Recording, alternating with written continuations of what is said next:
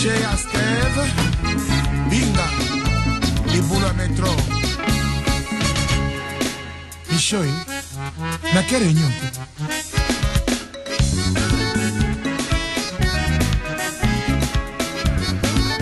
Et dit mon cher, Borax, l'animos.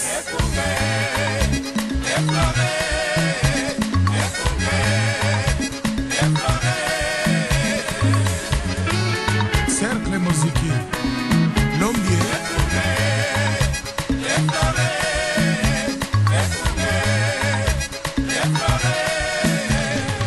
Mutualité Bala Saint-Paul, toujours meilleur. Toponi Okunga Okamba, Bala Saint-Paul et papa, au fleur, Okunga.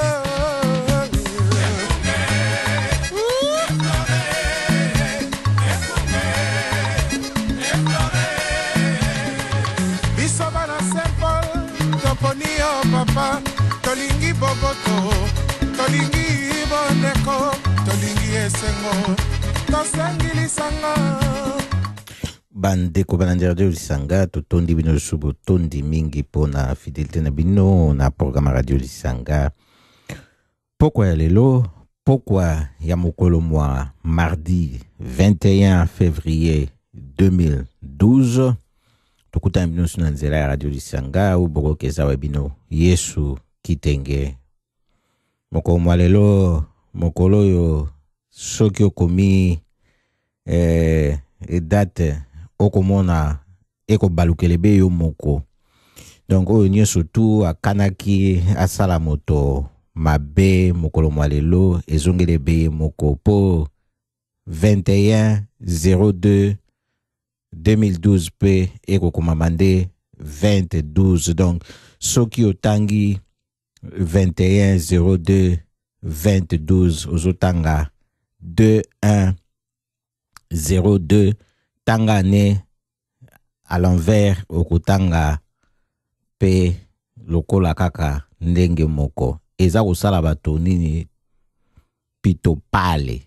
Donc yo kanisi ekei nzoke zongi yango ya moko mwalelo biso toyebisaka bino to trishaka te.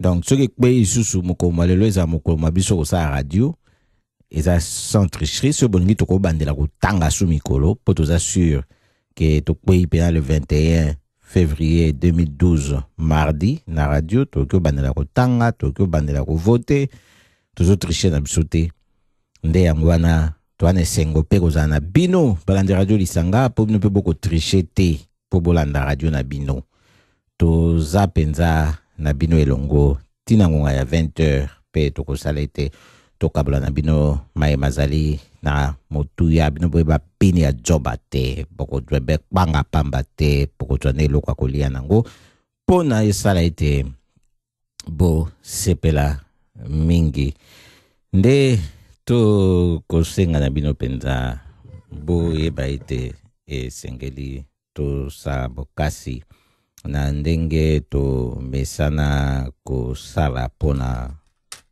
bato babiso ba kufate pona bo zangi boebi ndenge to mesana ko bana radio lisanga to bundisaka mpenza bo zangi boebi pona bato babiso ba kufate solo tokobanda na pai bafandi na mboka peiba po boebete eza penza masolo esengeli pe bamaka elo bamaka ebe na monoko mwa néerlandais kasi soki toyebisaka bino makambo susu na monoko mwa biso ezali nde po esalete to yokana po boyeba pe maema koleka kasi ezali te po bo landa kuyekola monoko yango te boluka pe koyeba kasi boyebi ata ko bango moko bakolo monoko information pe pesa makaka nde biso pe tosalaka ngo lokola baye bafande ngumba Amsterdam soki boko kaka na organisation moko boye tindelaka bato ba facture ya lokuta ko yebisaka bango ete bafuta po na bazala inscrit na liste ya guide ya Amsterdam. wana bakotindaka mingi na baibai na ba entreprise nde tokoyebisa bino boye ntango mosusu oyi na inscription na yo moko na chambre du commerce to soki lolenge kani oyi na entreprise toyebi moto ayi nango soki ta mosusu azwaki facture ya lolenge wana akoyimayima yebisa ye sengeli kokeba po bakoloba na site moko boye yi na Amsterdam Rich na ba 020 moko boye ezali makambo oyo remente ayebi na ye yango te nde bakokebisa na bato tokoyebisa bino mpe awa na mboka Pays-Bas awa sikoyo etali babanso ba Pays-Bas bosalaki koyoka ete moko mwa Lobby Job Cohen oyo azalaki leader ya fraction na parlement ya Parti du Travail PFNDA ye abwaki ya ye éponge asili kodepose oyo ya ye fonction azalaki nango pamba te amoni ete akoki te komema parti na ye na ndenge oyo bato baparti mpe parti elingelaki ekendele tokoyebisa bino mikolo mileki bazalaki na mikakatano mpe baswanaki makasi komona ete lolenge oyo alobaki mpona parti ya SP mpe kaka ya gauche bango nyonso ya gauche ke bakokende na makambo na bango penepene ekokana nde bato baye balobaki esengelaki malamu ye nde atalisa lolenge kani ya ye parti politique ekomema makambo ekokende nango olie ya kolakisa ete bakokende penepene basusu bakoya penepene na bango nde koswana wana po moko akomaki na email kotinda kuna na parti ndenge bazalaka na parlement silaki kobima libanda yango bakotaki koswana makambo wana babimaki na lisolo ete bayokani ye azalaki na soutien ya fraction na bango mobimba mokolo oleki ebeboye ntongo motani topusani lobi alobi te atiki na ye nde bakoluka lolenge kani bakokuwa mosusu mpona akamba bango balandi ba radio lisanga tozali kokoba na radio lisanga tosolaka boye po ete toyeba po tokoba na bomoi tokokoba na masolo pamba te masolo mazali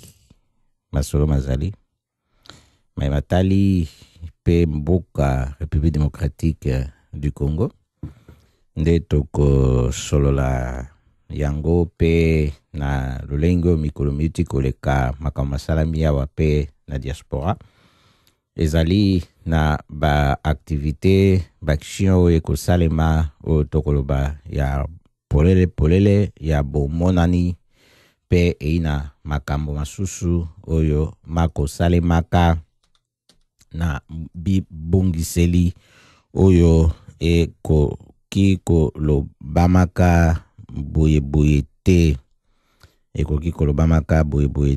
pamba te esengeli makambo yango mafanda naino na ndenge elongo bani wana nde bokoyokaka yango na ntango misala misalemi nde baye masusu oyo tokoki kokabola na bino tokokabolaka na bino lokola to mesana kosala tokoyesa bino poso moleki ba manifestation misalemaki mingi tolobaki na bino mokolo mwa jeudi oyo pe tosalaki na mboka Denar awa na mboka Pays-Bas kotambola kolongba na gare centrale ya Denar kokende na CPI kuna nde to komaki kuna kotisa plainte na makambo ndenge makolekaka na bacrime na mboka République démocratique du Congo to zalaki pe lisusu na mokolo mwa poso moleki na conférence ndenge toyebisaki bino liboso misa misalemaki na nsima mamisa wana kuna na mboka Denar nde ezalaki conférence oyo esalemaki na biso banso toalaki kuna bai banso bazalaki mpo na organisation mpe na kati ya bino fondation Lisanga ezalaki nde masolo mapesamaki oyo mpe esepelisaki baike mpe moto na moto atalaki na lolenge na ya komonela makambo lolenge kani masolo totoloba makambo mpona mboka République démocratique du Congo ekoki kokoba solo toko kende mosika nano te mpenza mpona toko yebisa bino nano mokolo mwa jeudi ezalaki na Schengen Vision na ndeko ya biso ya Schengen Vision oyo ayaki mpe na kamera na ye epai ya wabino Yesu Kitenge kotuna ye lolenge kani ye akomonelaka makambo ya marshe yango wana esalemaki na Pays-Bas na Denar na ntina ya le 16 février. Alors, monsieur Kitenge, rapidement, la signification de cette marche d'aujourd'hui. Un petit mot, un message pour la communauté, pour la diaspora. Je crois que c'est très important, cette marche d'aujourd'hui. Ça signifie ça symbolise la volonté du peuple congolais pour plus de démocratie en République démocratique du Congo. Ouais. Ça fait 20 ans que cette date est symbolique pour la démocratisation en République démocratique du Congo. Maintenant, nous sommes en train de lutter pour la vérité dessus. Je crois que nous devons donner beaucoup plus de valeur pour cette marche d'aujourd'hui. Mais est-ce qu'il y a une certaine naïveté sur la population quinoise? Parce qu'il faut dire, aujourd'hui, les Quinois n'ont pas eu le temps de manifester. La naïveté, je ne crois pas. Mais il y a une difficulté réelle qu'il ne faut pas sous-estimer en République démocratique. Ouais, la naïveté, tu disais? Je crois qu'il y a une réalité qu'il ne faut pas sous-estimer en République démocratique du Congo, qu'il y a l'oppression, le pouvoir qui est en place, qui est d'ailleurs un faux pouvoir, des fraudeurs, est en train d'étouffer la volonté du peuple, le droit du peuple de s'exprimer librement, pacifiquement. C'est ce qui prouve que ce pouvoir est conscient de son légitimité. Je crois que le peuple qui est en République démocratique du Congo a besoin de soutien. Nous devons aussi comprendre que ce peuple a besoin du temps parce qu'il n'a pas assez de moyens pour lutter contre la force d'oppression des cannabistes en République démocratique du Congo. Merci. Solo balandiadu Lisanga wana boyoki na micro pe kamera ezalaki ya Schengen Vision wabino Yesu Kitenge ndenge a pesaki biano na mituna ya Schengen Vision na marche oyo e biangami marche des chrétiens en Hollande ezalaki le 16 février moleki donc poso moleki jeudi ba lingi ba monango pe na ndenge ya video bakoki ko lukango Schengen Vision eza na site na bango na YouTube pe bokomona na titre Schengen Vision marche des chrétiens en Hollande.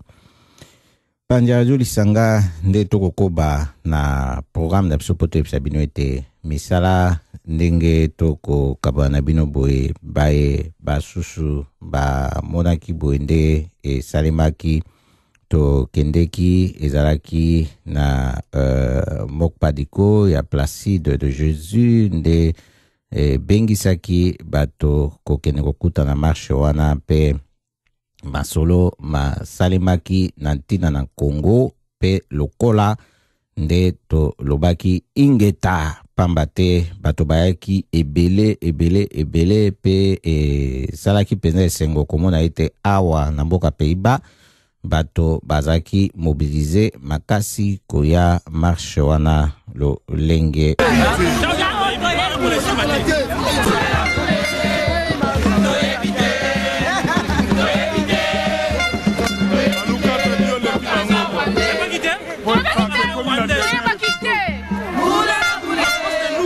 On a des bandits. Tu peux t'imaginer, on a arrêté 4 produits à cause de ça. Et la matière qui fabrique ça, ça vient du Congo. À cause de ça, on nous tue, on nous malmène, on nous réduit à notre plus simple expression.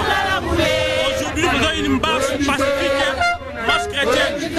Notre Dieu est plus fort que les ennemis de notre peuple. Aujourd'hui, les choses vont changer. Je crois fermement. Wana Boyoki et Zaki Placé de Jésus, PKK na micro, pe caméra, il y a Schengen Vision, Placé de Jésus à Mok Padiko, Ndenge à Banay Koloba, na Tina, il y a Marcho et Salemaki le 16 février au Mouleki, na Mboka Pays-Bas.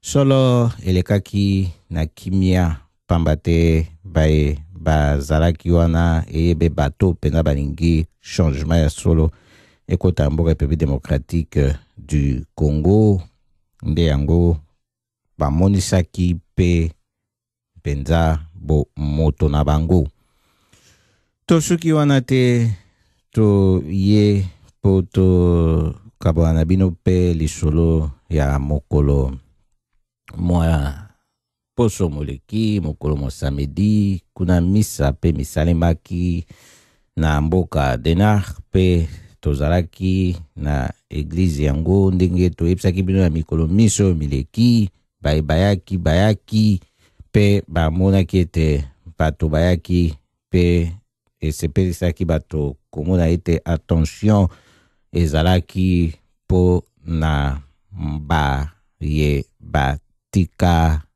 République démocratique du Congo batika biso batika bomo ina bango na marche oya le 16 février 1992 ndenge tolobaka nde yango pe lisusu pona baibanso oyo bako kufaka bako bomaka bango na répression na mboka République démocratique du Congo pambate bango balingi processus ya démocratisation ekoba nde bako boma bango na bakonjo bako monete esengeli te makambo makende bongo po bako banga ko perdre pouvoir na bango oyo efandi na volonté ya peuple te nde kolongba wana tokendeki na sali ya conférence kuna masolo mabetamaki na baebayaki kuna baebazalaki po na kobeta masolo pe balobaki penza makambo oyo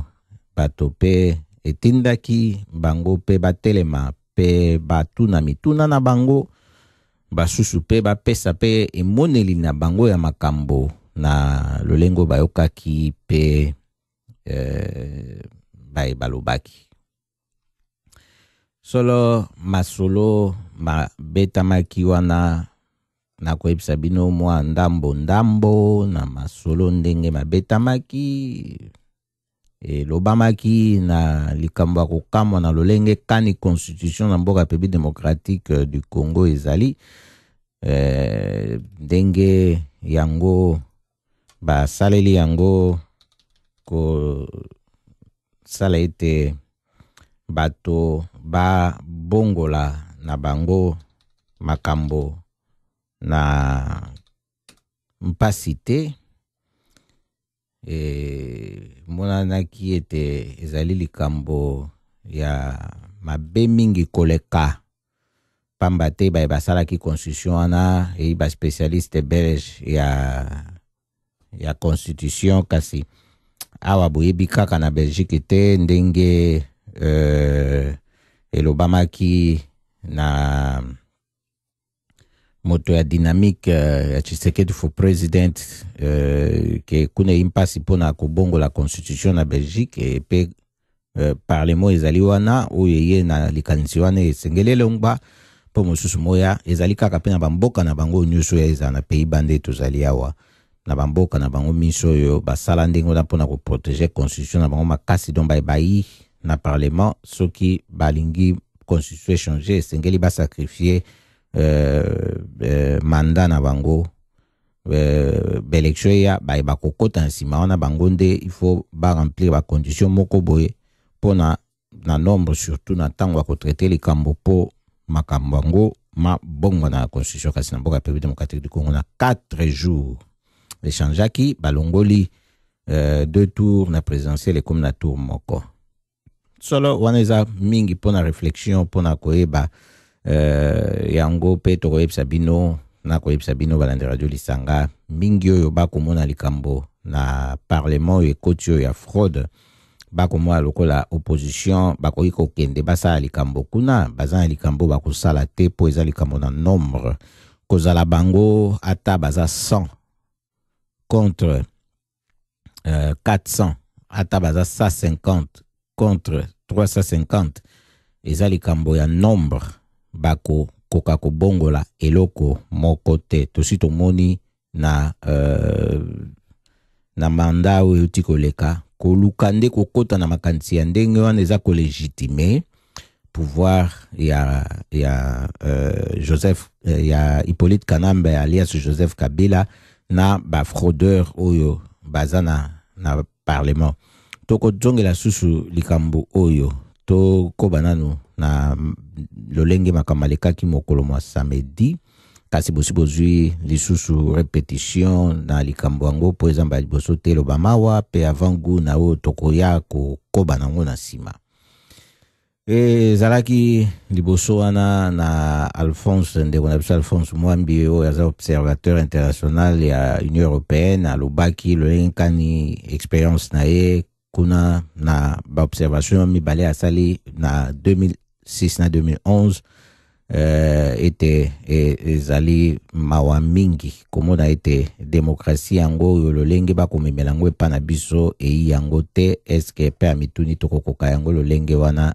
ye mpona ya moni te esengeli totala lolenge kani biso yebeli na biso ya kibokonzi na biso ya ndenge ya kokamba na bakominote na biso na bamboka na biso nde koyekola wana koyeba ndeni tokokoka kokende nango na niveau ya l'État nde alobi ete esika ye azalaki kuna asalaki baobservation na ye na bakongo Tshisekedi wa Mulumba ye aganyaki mingi koleka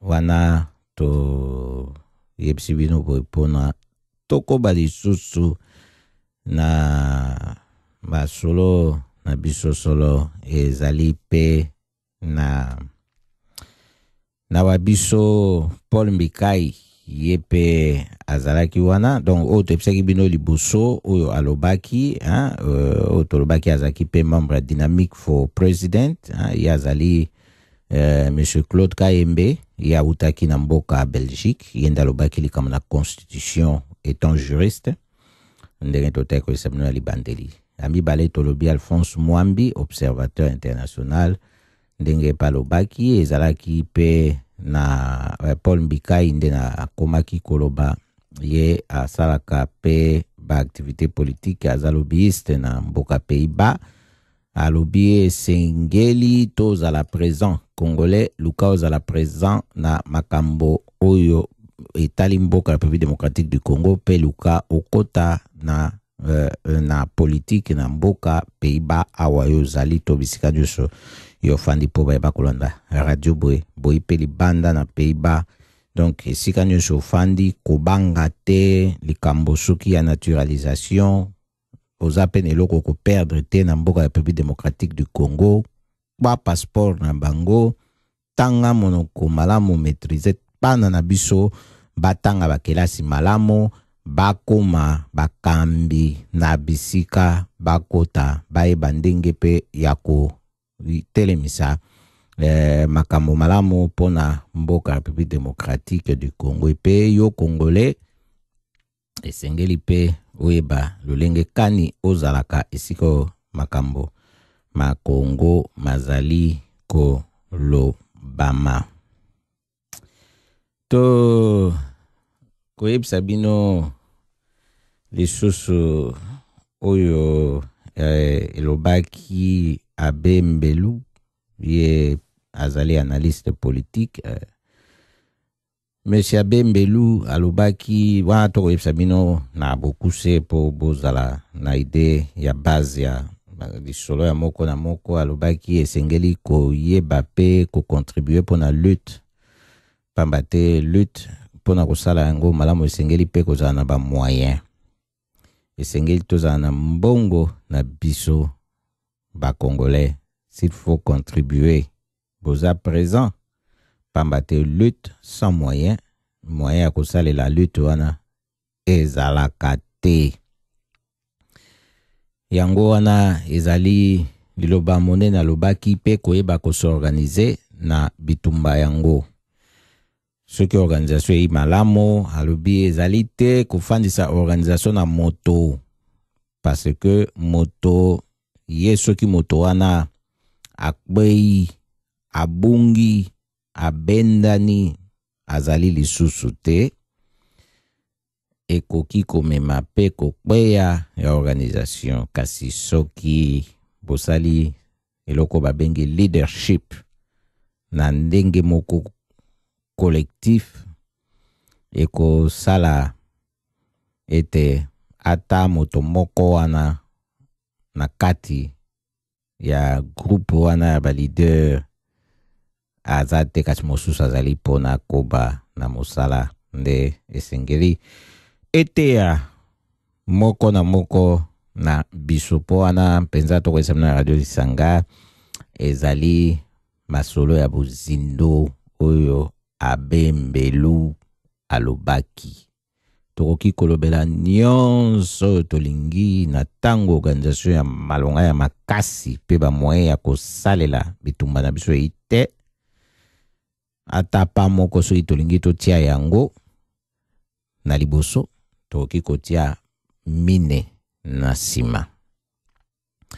Solo wana ezali masolo tokokaba pe na bino bozwa pe ide na ndenge nini masolo mabetamaki mokolo mo samedi kuna tozalaki na conference po na kolakisa mpenza lolenge kani makamako ke na Congo ekomeli wapi ezalika po na kotala ndenge nini ya kosala ete verite ya ba urne ekoka kozala respecte. Nde esengeli pe kotala ndenge nini makamako kene bato bakomona na makambo ndenge nini etumba ekoki kokoba na lolenge kani.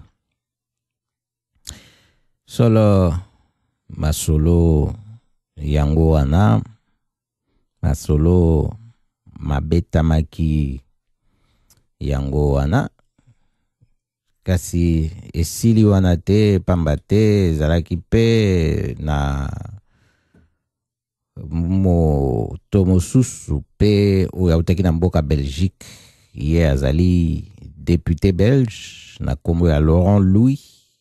Monsieur Laurent Louis ayaki ye pe alobaki ya ye maloba pona tina na République démocratique du Congo to ba Congolais. Alobaki ete tumba esengeli ekoba, esengeli etube koba, etumba ekoba. Nde ye pe alobi lolenge kani ya kobunda pona Congo na niveau ya parlement belge aza kotalisa ete ba fraude ndenge esalemi wana esengeli vérité ya ba urne ezala respecté, to ba reconte ba voix, to ba bandela vote, kasi bakoki kokoba na lolenge oyo bazali kokende boye te. Pe alakaki pétition ekotiama pona tina na yango po ye alingi pe na parlement belge asala ete ba crime oyo pe lisusu esalema kala na mboka République démocratique du Congo na tango na colonisation bakoka ko reconnaître yango po alobi eza etumba libandeli ya ba makambo minene pe kozala wana pona kokoba tina ba génocide esalemi na ba mbula oyo to zali.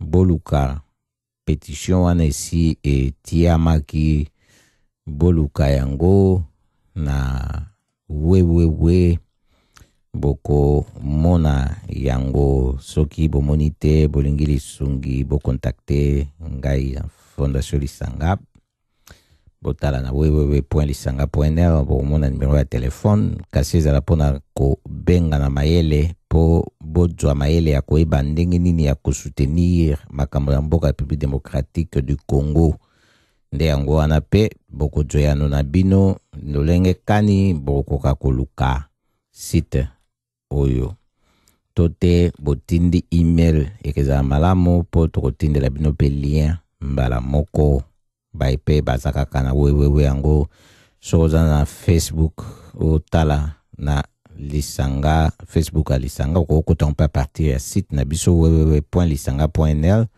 okomona logo ya Facebook sokokoti okomona pe pototiaki lien na pétition wana eza na kombo ya pétition patriotique et citoyenne pour forcer le débat au Parlement fédéral belge sur le cas sur le cas tragique de la RDC. Yango eza na site ya www.petitionenligne.fr. Donc www.petitionenligne.fr.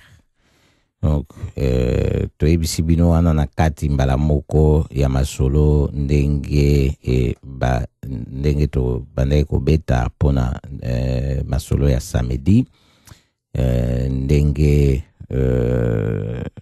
parlementaire belge Laurent Louis a zakosa misa na ye ndenge alobaki tokomona pe lokola pe ba Congolais ba ikepe lolenge misa na bango basalaka na tango pe moto ayi kosangana na susi na biso tokopekisa ete po asala pe lolenge tokoluka biso moko tosala kasi boni na biso bazali na kati ya ba parlement na bango na ba sénat na bango na ba institution na bango ekokataka makambo po na Congo soki mosusu ye amoni ete ye alati likambo wana alatango nde tozala na yebe mayele nde toko lobabo ya lobaki suka netumba einde kuna na mboka République démocratique du Congo parce que c'est le peuple ye moko kuna nde muta okoka kotelema pona kata makambo maye po soki bayoki ete ba pression etiami ba Congolais ba telemi na diaspora un peu partout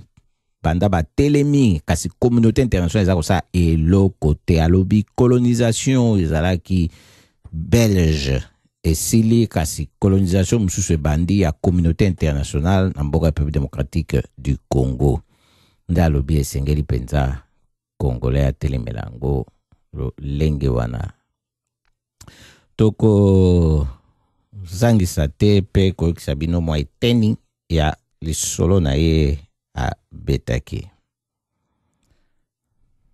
Et je n'ai pas peur de les citer, des gens comme Louis Michel, des gens comme André Flao ne se sont pas enrichis en prétendant être vos amis.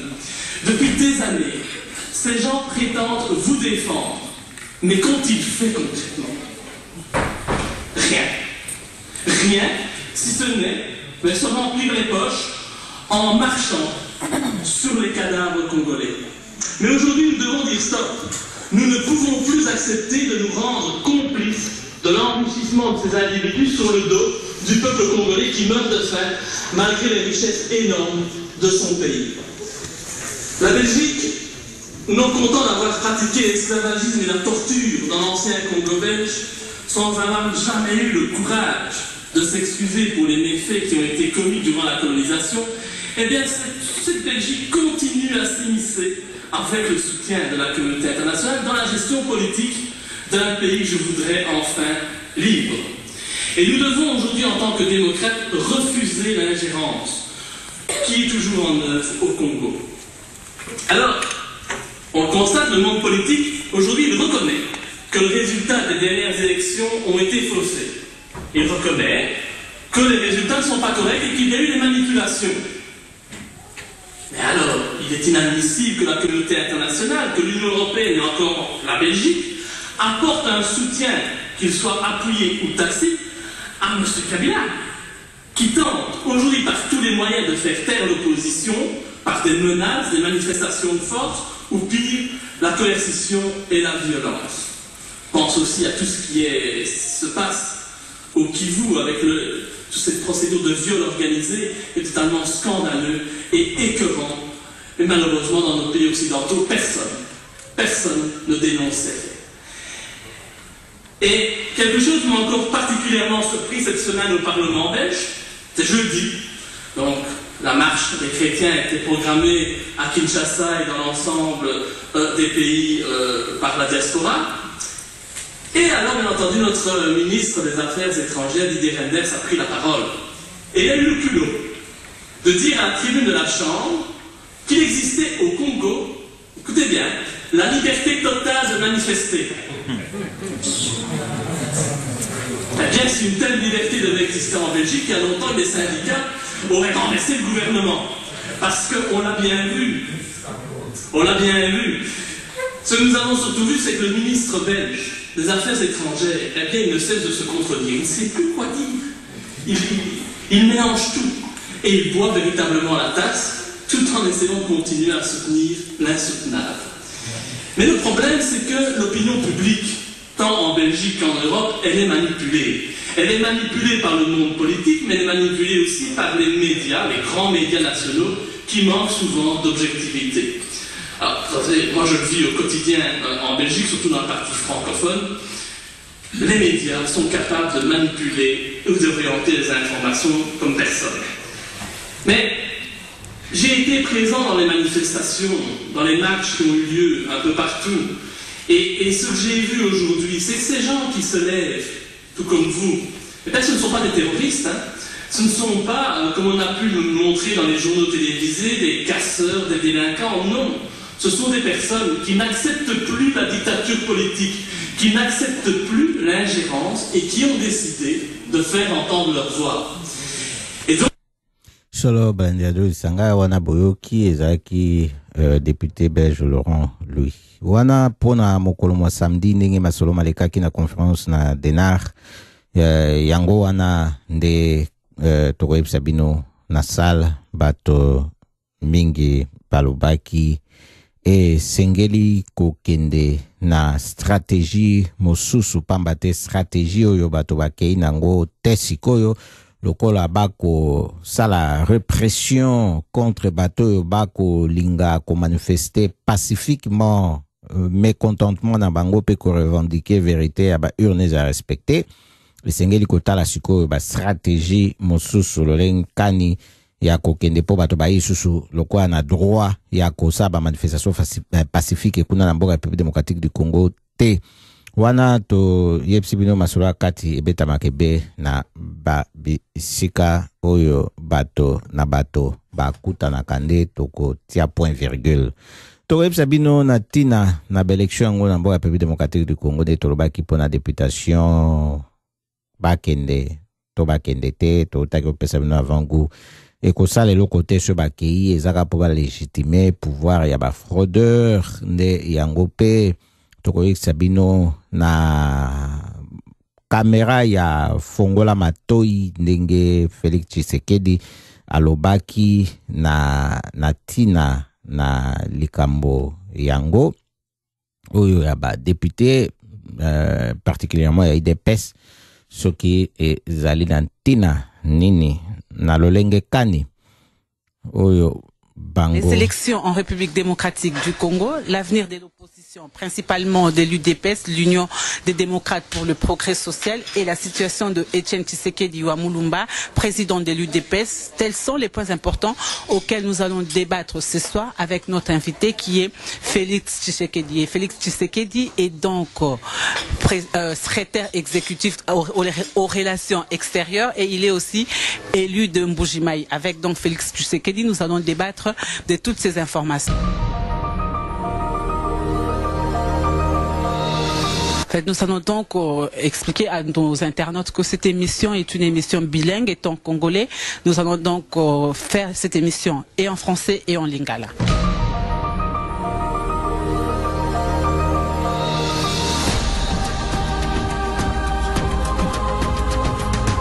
Bonsoir Monsieur Tshisekedi.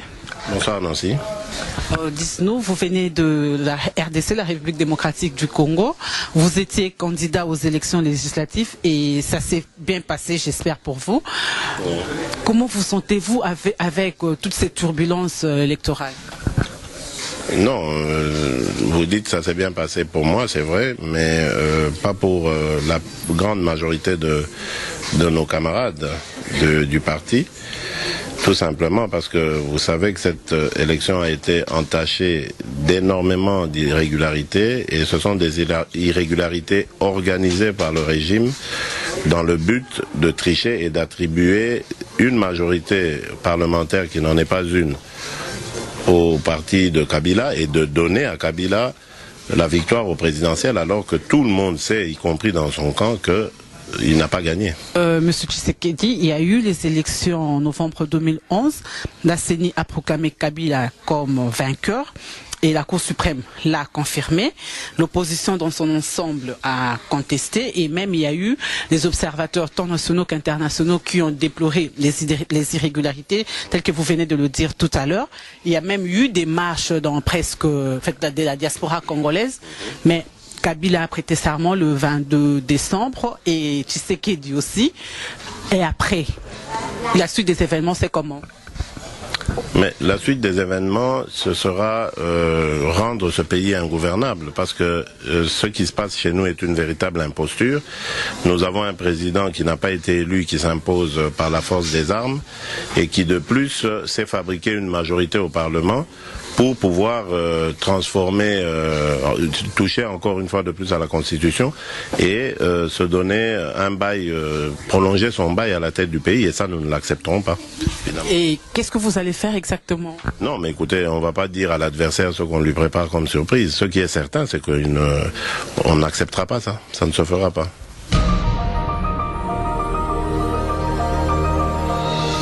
Mais ndenge toyebeli bato ya UDPS, toyebi UDPS depuis na tonga Mobutu wana, toyebi que non UDPS soki asimbi makambo en main ezalaka ba marche, ba journée morte et tout. Mais dernièrement, tout on a déjà il y a pas longtemps, le 16 février, marche et ça qui normalement marche à ba chrétien. Est-ce que UDPS a participé qui na marche et tout et puis un peu moi likambo par rapport à marche? Bon, UDPS a na ba membre belé ba chrétien, ça c'est clair.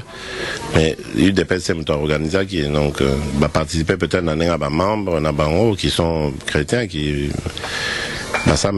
donc c'est possible, mais ça je ne suis pas dans mesure à quelle hauteur UDPS va participer, puisque la manifestation est organisée par l'église.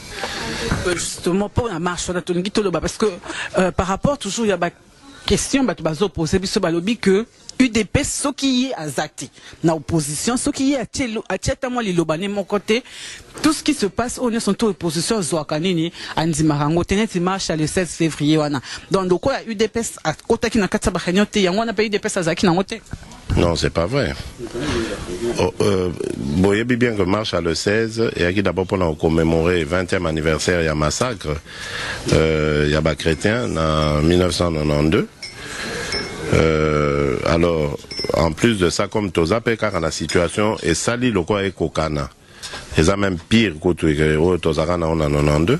Et ça qui peut occasion, il y a que voilà, qu'on sait la vérité des urnes dans l'église catholique. Donc, on a une revendication, il y a l'église catholique. Il ne faut pas oublier que l'église catholique a 30 000 observateurs dans le terrain. Sur tout 60 000 bureaux, donc ça fait à peu près un observateur pour 2 bureaux. Donc bango bayebi pe vérité au biso toza koloba na bayebi yango. Donc il fallait que tika pe bango ba sala pe ya bango musala. En dehors il y a au biso toza chaque jour il y a koyebi saka bato communauté internationale likambo esami na mboka na biso ya moyibi ya bato ya Kabila na parti na. Donc yango église catholique a salipé Moussa na ndenge ça n'a rien à voir avec l'UDPS, bien que on était de cœur avec eux et que ba membre na biso ebele sûrement bazaki na bango pour ba chrétien. Donc chrétien za na parti enfin tant ba ya en église parti politique comme maman nelongi na bango te. Monsieur Tshisekedi Bolobi qui beaucoup rendre Congo ingouvernable. Mais ce total IP ce Bolobi est ingouvernable, ça veut dire quoi? Ça veut dire que les institutions sont tout presque nassé. Mais ce total bien après élection, Bino peut faire partie quand même il y a des institutions, Bino peut quand même dans l'Assemblée nationale parce que Bossa n'a pas député des Naouté Koloba tout à l'heure. Mais qu'est-ce qui va se passer Bossa la ligne exactement? Parce que ce beau rendre un gouvernement, c'est comme si Bomi rendre et Bino Monacat c'est ingouvernable. Oui, mais déjà la première des choses c'est que Zobolandi position président Nabiso tozali intéressé par kokot dans le parlement et tout dit bamiibi il y a otoyebiwana donc ngai d'ailleurs autoloba naza élu de Mbujimai effectivement. Moi j'étais à Mbujimai, ba PV nangai ezali ebele ezo démontré que mutolokwa gouverneur wana. Il n'a même pas eu 1000 voix dans l'élection le 28 novembre. S'il a eu 1000 voix, c'est un miracle.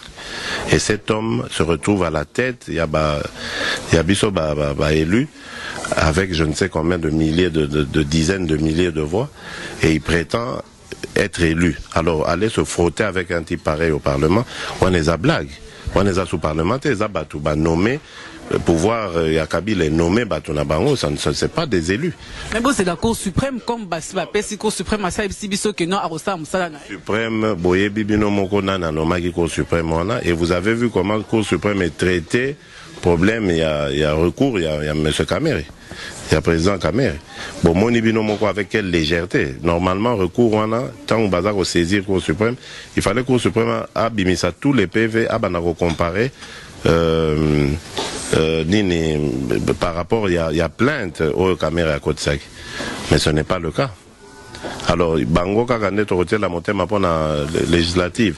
Alors que nous savons très bien que législative, et Zaki et Lokomoko boutiqué, on avait ces informations depuis longtemps, ils allaient se fabriquer une majorité qui allait tourner autour de 351 députés. Ils l'avaient dit. On avait les fuites. Donc ça ne sert à rien de composer, d'aller se frotter à ces imposteurs qui ne représentent pas du tout la population. Donc nous allons nous organiser autrement.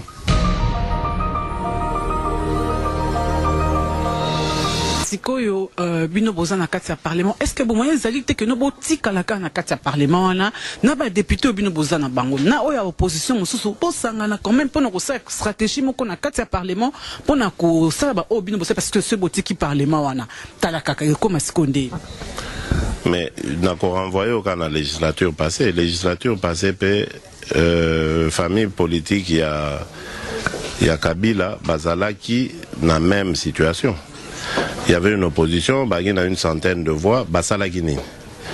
On n'a rien vu, ils n'ont rien pu empêcher. Makamunyo Soyo, aventurier, on a lekisa qui ont obtenir. Alors, Tina Siko ya kovanda kakuna ezani na pas kozwa kambongo, kozwa mituka, na avantage ezakuna, ça ne sert à rien. Kabila jour a décidé qu'il Simba constitution pour azongisa de 2 tours à ramener à 1 tour à Kokakiango sans aucun problème. D'ailleurs quand on a misuso esprit faible et opposition baliaki pena mwanda moupe pour motiver bango.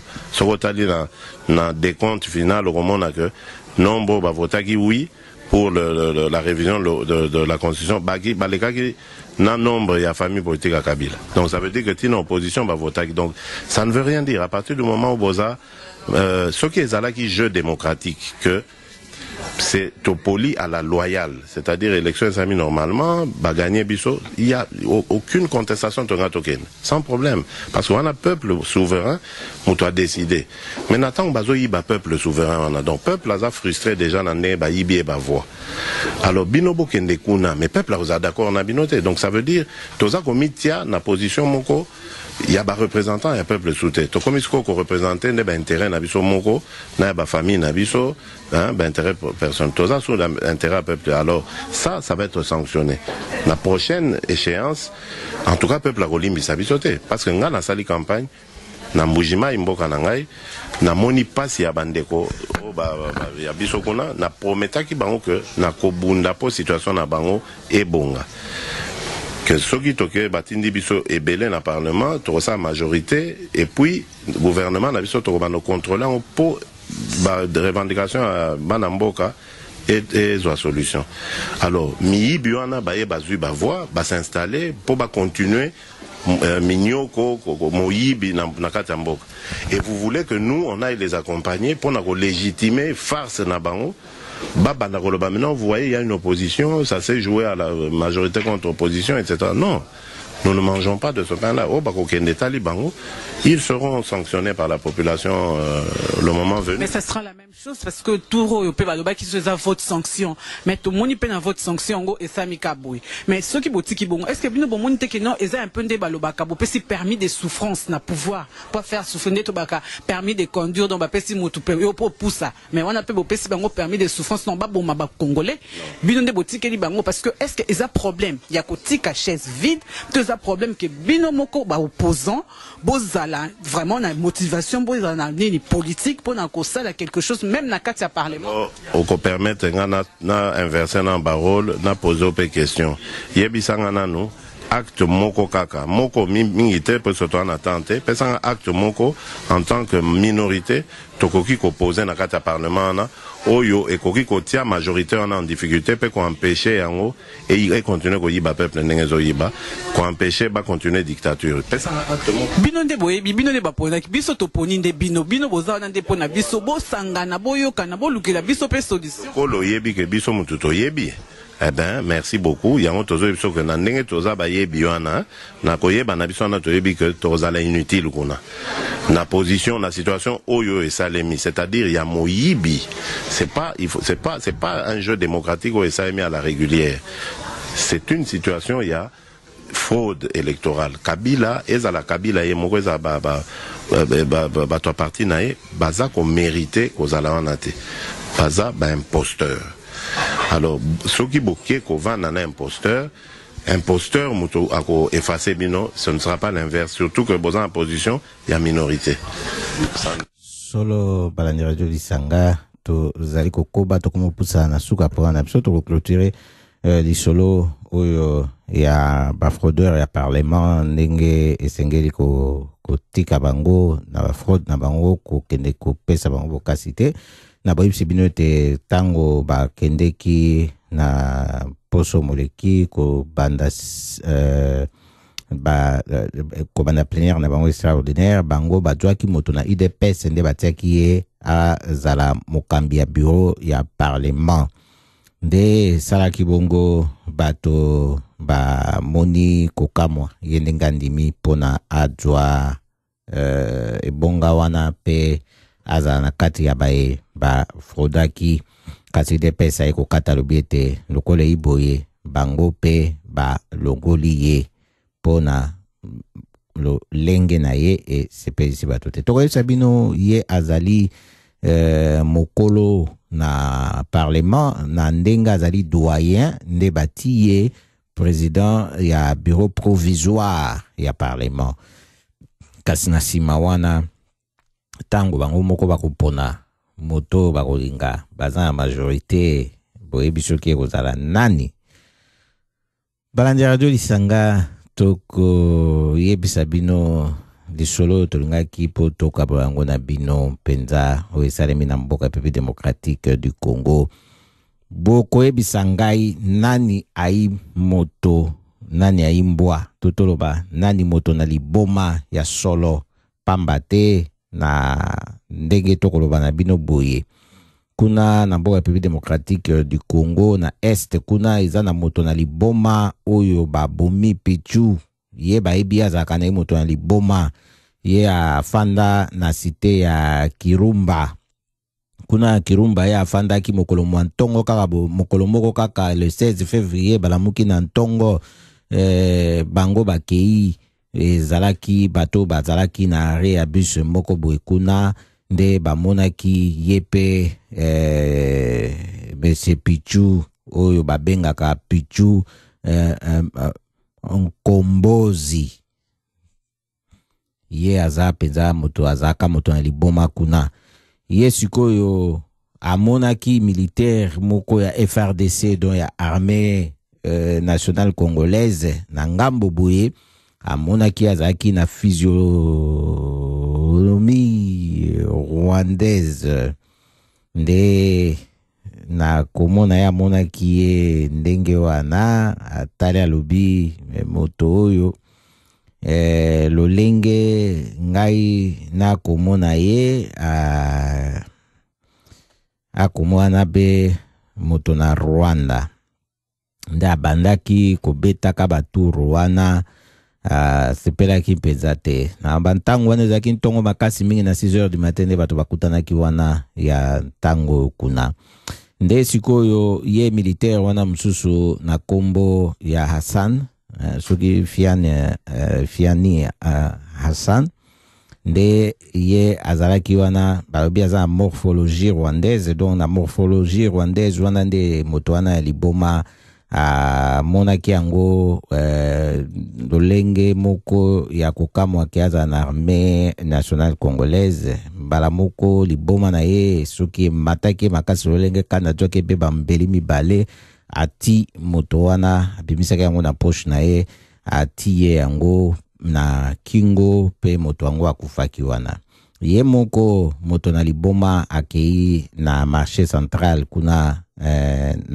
na camp ekomaki kuna mipesi na police pe badui be na pete nyonso bakamati be babeti pe masasi babomi nde bato bakamwe balobi pona nini kasi bamemaki na bazuzi te pona bayoka ye tina na bazuzi nini mosala na bango nini solo bakandela do lisanga totoni bino botondi mingi pona poka mwa lelo fidelité na bino na radio lisanga wezaki wa bino yesu kitenge tokozala na bino susu moko mwa jeudi de 19h à 20h chaque mardi jeudi de 19h à 20h lisolo ya suka oyo eteya biso pokwa elamo linga biso to ina biso kasi na katikati ezate oeza pona babungi na kati ya libulu oyo bozako benge eglise ekundama lukutana bino ezako bedisa bana zako luka nzambe te bozako luka falanga kokosa bamamo bazanga koyeba baleka basi mawa mingi asili kokosama na kombo ya Jésus basterapeleli yozoko bipesi lokutana monoko bino nyonso bolingi paradis kasi moko talingo kufa bakoko baloba nzambe ya mpungu bino bolobeza bikeko ya masumu ngana lobi bible ya kana fembu na tango abumbu bokose nyango lisusu bakabela biso yesu mpona kanga biso misu bango bayibaka na kombo mo Kristo babosa na lokumu bakufa na soni yamba bokoko na yo singama na bosomi maloba ya lobiko kasi motema mbindo